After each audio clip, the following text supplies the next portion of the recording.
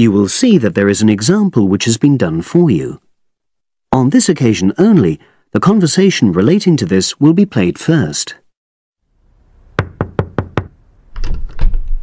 Oh, hi Ruth.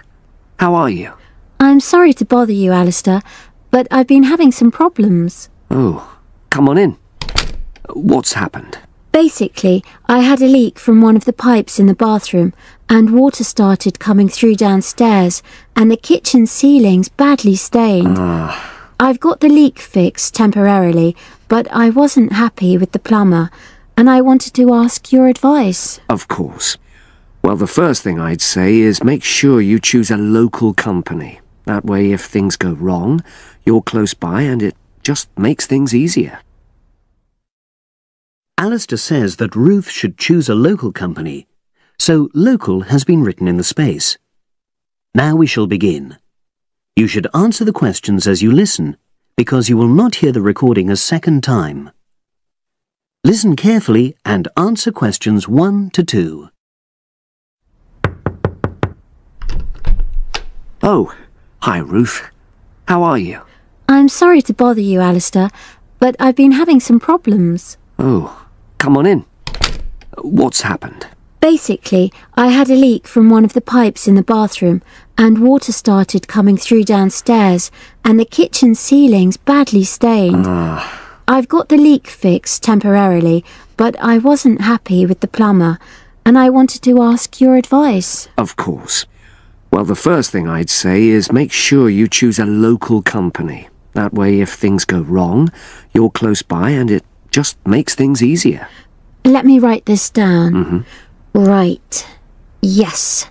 The plumber who fixed things yesterday was from quite far away, but I chose him because his advert said he did emergency repairs.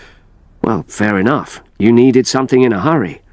But another piece of advice I'd give is try to avoid calling anybody on weekends. That'll really bump up the prices. Leave it till Monday if you can. Well, yes, I think I can do that, because the temporary fix should hold. And obviously I'll need the ceiling plastered and eventually redecorated. Yeah, sure.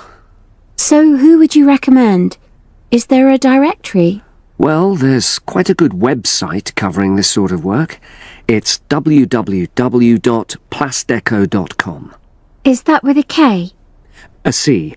PLASDECO.com. Got it. Well, I'll try and have a look at that. Yes, it gives price and quality comparisons. Oh, that'll be useful. But I find personal recommendations really helpful as well. You know, you can find out whether you can rely on the company. Well, I know a couple of reasonable plumbers and also some plasterers. Great. Before you hear the rest of the conversation, you have some time to look at questions 3 to 10.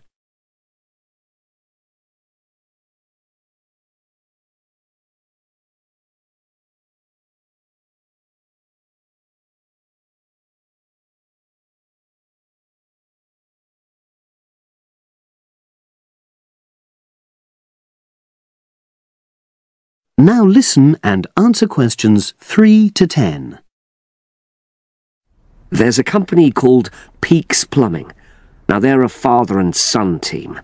They're really friendly and they tell you information you need in a clear way, you know, so they really understand what the problem is. Right, well, that's good to know. Are they reliable? Well, that's a downside. Every single time I've used them, they arrive late. And friends have said the same thing. But is the work good quality? Absolutely. Another one is John Damerel Plumbing Services. He's very good. How do you spell the surname? Damerol. Right, got that. And does he do high-quality work? Well, it's fine, you know, but I wouldn't say that was his main point. Basically, he comes out cheaper, you know, than other people. I sense there's a but. Is he unreliable? Oh, he comes when he says he's coming, but he's not very courteous, and he has the tendency to be messy, you know, so you have quite a bit of clearing up to do. Okay. So it's up to you. They're both good workers and they won't cheat you. Right. And you said you knew some plasterers? Yes, a company called Simonson Plasterers did our living room last year. We chose them because we wanted some fancy work on the ceiling, around the lights. So they can do a variety of designs? You've got it. But it comes at a premium because they are more expensive, you know. Than the others? Yes. Or you could go for a one-man firm called HL Plastering. Harry Lester. He's fine, very reliable, if all you want is a simple job. Do either of them do painting for you if you want? After the plastering's dried out, of course. That's what I was going to say. But I should explain that Harry's quite old now, and so he avoids doing jobs which involve tall ladders, you know. But my kitchen isn't too bad for that. I'd have to ask him if he's prepared to do it. Yeah, sure. So I'll start by looking at the website. All those companies are on there, with their phone numbers, etc. Thanks ever so much. You were such a... That is the end of section 1. You now have half a minute to check your answers.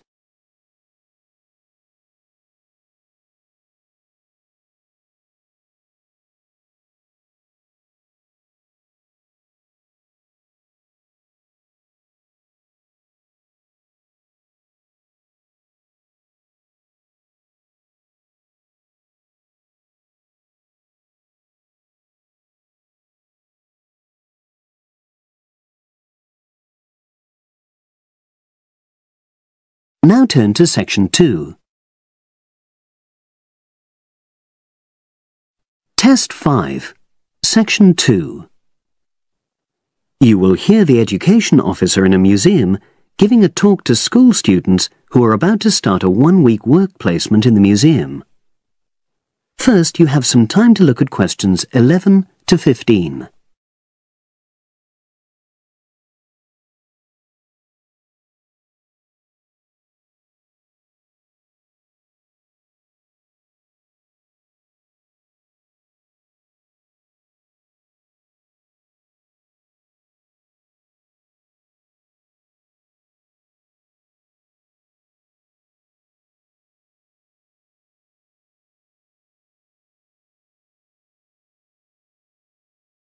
Now listen and answer questions 11 to 15. Good morning and welcome. We're really pleased that you're going to be joining us next week for your work placement. Now, each of you will already have met the member of museum staff assigned to supervise you. In this short talk today, I'll be giving you more general information which will be relevant to all 6 of you. Your normal working day is 9 to 5 p.m, but on Monday, because it's your first day, we'd like you to arrive at 9:15.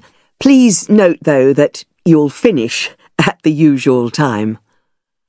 A lot of you have been asking what you should wear for work. Well, you may have noticed that we're not exactly a formal institution, so you'd really be out of place if you wear smart attire like a suit. If you go out on a trip with us, then we'd like you to wear a museum cap. It has our logo on, and we feel it helps people recognise you. But on a day-to-day basis in the museum itself, we say put on your own casual clothing because you'll be doing lots of dusty, messy work. Now, we don't have an enormous number of rules, but work placement is an excellent preparation for the real world of work, and we expect you to be very punctual and reliable. If you're not well, or there's been a hold-up, then what we ask you to do is ring the museum receptionist. He will be in the museum well ahead of opening time, and he'll inform your own personal supervisor in the museum. If you're away for more than one day, we'll inform your school tutor. They'll obviously need to make a note of your absence and follow up if necessary. But most of all, we hope you really enjoy yourselves during the placement. Students say they have a lot of fun, whether it's working with kids in our art workshops held every Monday, or, the most popular, when they go out on our outreach work to residential homes, recording elderly people's memories of school days for our oral history project. So, we hope you feel excited by the prospect of starting next week and well prepared. Your personal supervisor will be there to help you with our health and safety requirements when you start next week, and your supervisors will also brief you about the background to the museum, summarising all the huge amount of information on our website. In the next couple of days, it might be worthwhile if you get hold of evaluations and other notes made by students who've worked with us before. You can get a lot of pointers from them. Before you hear the rest of the conversation, you have some time to look at questions 16 to 20.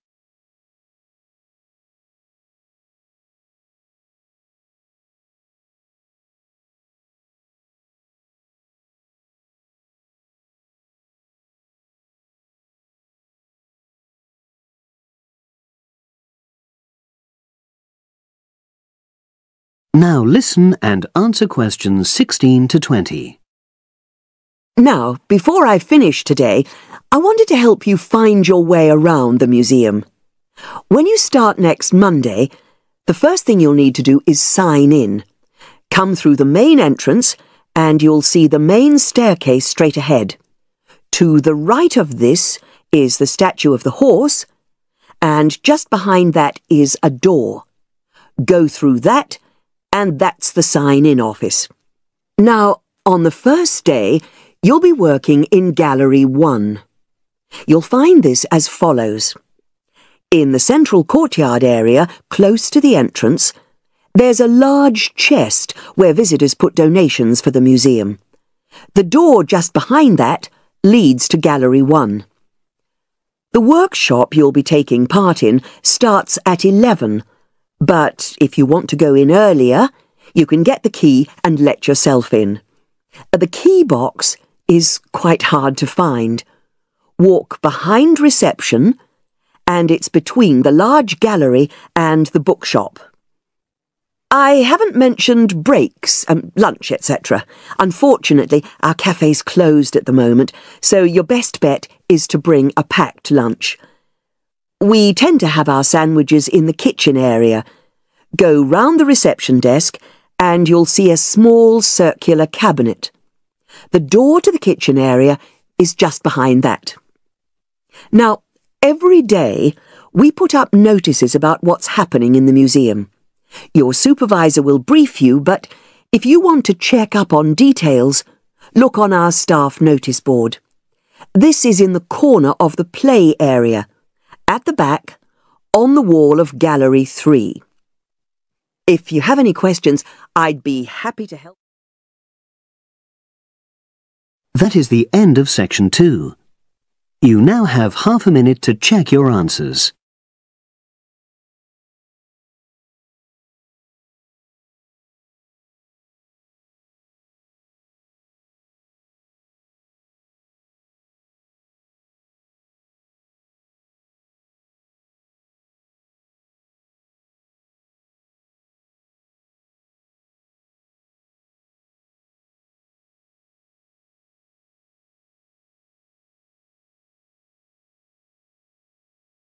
Now turn to section 3.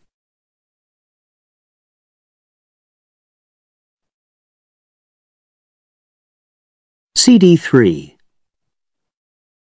Test 5, section 3.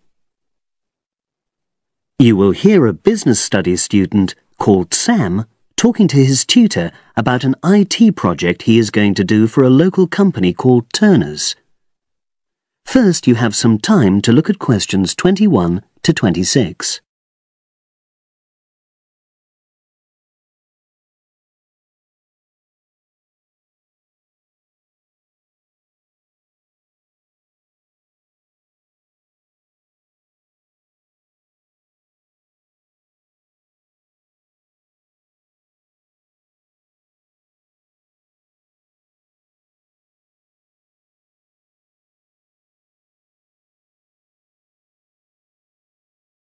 Now listen and answer questions 21 to 26. Hello, Sam. Come in and sit down. Thanks. You're here to discuss your company-based IT project, aren't you? Yes, I've been to see the manager and he's given me a lot of ideas about projects that the company would find useful, but I wanted to ask your opinion about them before I choose one. Yes, that's fine. Now, this company's called Turner's, isn't it? That's right. It's a small engineering company. They make machine components for trade use. They're well established. They started in 1976, but they're a bit old-fashioned. Okay. And what kind of projects did Turner's suggest you could do for the company? Well, they want some improvements made to their customer database. The one that they've got at the moment isn't very useful in some ways. I had a quick look at it. That would be a very straightforward project, and it'd be simple enough to evaluate, but I don't think you'd get enough out of a project like that. You wouldn't learn anything new. Well, another project they suggested is to do with their online sales catalogue. At the moment, customers can look at their products, but they can't actually order them online, which must affect their competitiveness. But I said I thought it would take too long. It's quite a big task. You're right. It's too much for the time you've got. It's a pity, though. Then they want some help with their payroll system. At the moment, the way they calculate pay involves a lot of manual accounting. I suggested they could have a system where employees register electronically when they arrive and leave work, so the hours they do could be transferred automatically. I think you'd get a lot out of a project like that. It would extend your skills, but it wouldn't be too much to take on. A student did something similar a couple of years ago, but this is slightly different. Well, then they need help with their stock inventory. They do everything manually. Really? Yes, and it takes so much time. It's probably very inaccurate, too. An electronic inventory would probably be the biggest single benefit for the company. I'm surprised they haven't had it done before. I know. Then they wanted to improve their internal security. The manager had visited other companies where the staff use swipe cards to access various areas of the building. It sounded useful, but the trouble is I'm not really sure how to do it. Well, I think you're right in that assessment. At the moment, it's probably a bit beyond your level of knowledge. Is that all? Just one more. Customer service. They want to be able to collect feedback from their customers in a more systematic way. At the moment, it's a bit of a mess, and they probably lose business as a result. Would that involve you going to see customers at their own premises? Because in that case, you might have to do a fair amount of traveling, and that would incur expenses that haven't been agreed with these companies. I never thought of that. Well, it might not be a problem, but it's something that needs clarifying. Well, I hope that's been helpful in narrowing down the options. Yes, it has, thanks. I'll be able to make a decision now. But while I'm here, can I talk to you about coursework? Sure. Now you have some time to look at questions 27 to 30.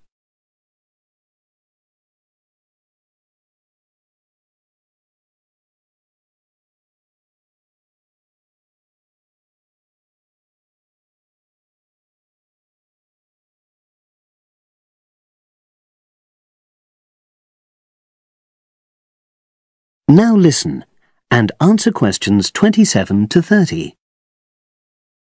I'm not very happy about the way our group assignment is working. There are some problems. Oh dear. Are people just not getting on with each other? That's the worst thing. Actually, we're all friends. It's not that. But when we're having a discussion about the assignment, one or two people end up doing all the talking and the rest don't say anything. It's a bit frustrating because we need plenty of debate. Well, that's a common observation. You're studying in a group with people from all over the world, and you all have your own ways of participating. In some places, students are more used to listening than talking, and vice versa. I suppose you're right. I'll try to remember that. Does everyone pull their weight as far as sharing the workload is concerned? I'd say they do, yes. And our group elected a leader. She's very good at making sure no one's overloaded. But personally, I feel that there are just too many of us in the group. Whenever we try to arrange a meeting, there's always at least one person who can't make it. It's not anyone's fault, it's just that We've all got slightly different timetables. Well, I'm glad you've talked to me about it. Feedback is always useful. Is there anything else you're concerned about? There are a couple of problems with lecturers that all the students are talking about. Last semester we had negative feedback about the way lectures were organized. There were several occasions when the wrong room had been booked or the same room had been booked twice, that sort of thing. Is that still a problem? That hasn't happened at all as far as I know. Oh, good. It's sorted out then. But I don't know the reason, but some of the staff often turn up late, so we miss 10 or 15 minutes of our lecture time. It might be because they've been copying handouts for students. I think there's a queue for the machine sometimes. Well, I'll look into that. Thank you for telling me. Anything else? The other thing is that it can be very difficult to get to see a lecturer individually. They're all very supportive and friendly when you do manage to find them, but often they're not in their office, even at times when they're meant to be available for consultation. Okay, that's helpful. Now, before you leave, That is the end of section 3. You now have half a minute to check your answers.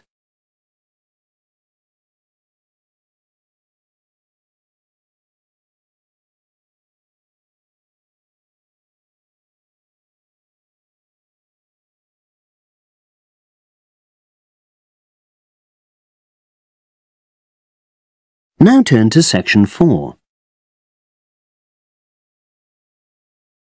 Test 5, section 4. You will hear a wildlife expert giving a talk to a group of bird lovers in the UK about a species called the tawny owl. Before you listen, you have some time to look at questions 31 to 40.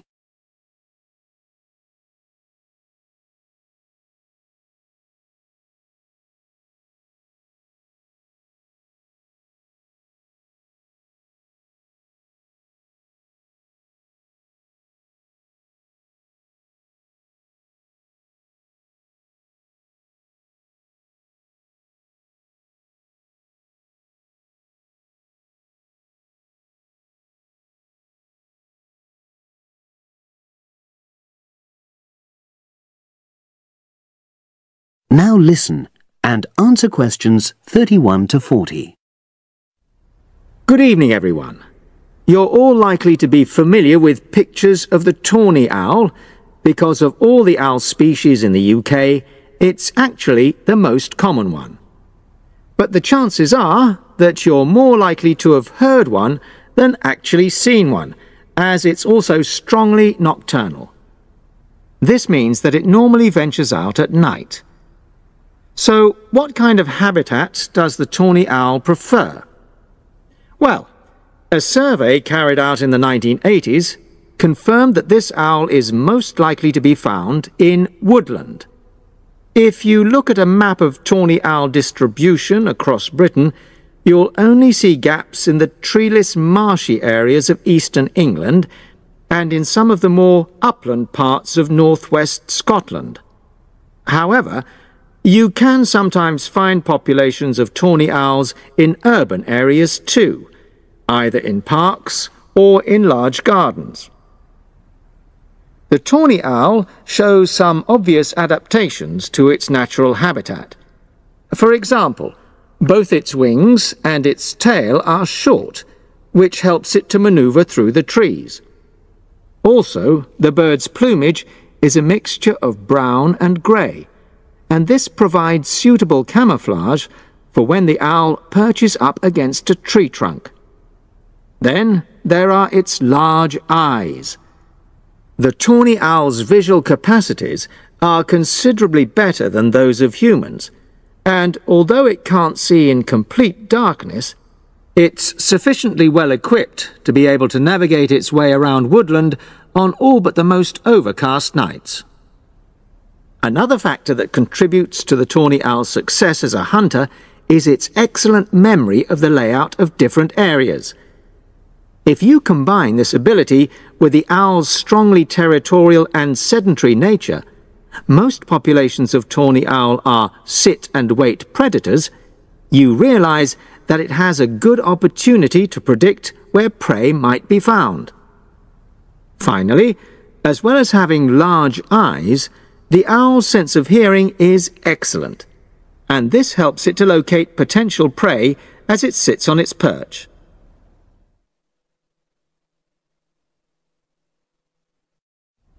Turning now to the tawny owl's diet.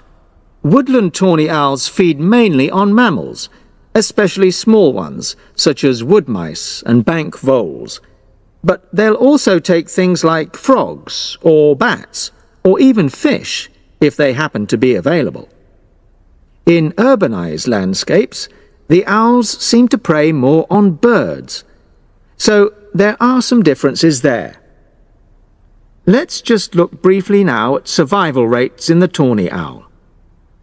Young tawny owls face a difficult time once they leave home, and 2 out of every 3 are likely to die within their first year. So, with such high mortality levels, it's a good job that established breeding pairs can produce young over a number of seasons and maximize their chances of passing their genes on to the next generation of owls. I've already mentioned the sedentary nature of the tawny owl, but it's not just adult tawny owls that are sedentary in their habits. Young birds, dispersing away from where they were born, rarely move far. The average distance is just 4 kilometres. There also appears to be some reluctance to cross large bodies of water. The owl is absent from many of the islands around our shores, with only occasional sightings in Ireland and the Isle of Wight off the south coast of England. Right, well, now I'll show you some photographs that have been taken in 1 or 2 of the natural... That is the end of section 4. You now have half a minute to check your answers.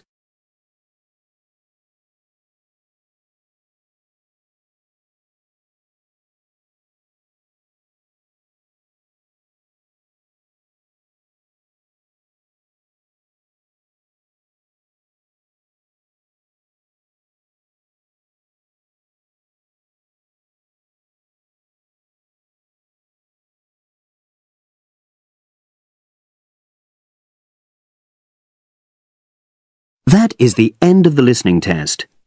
You now have 10 minutes to transfer your answers to the separate answer sheet.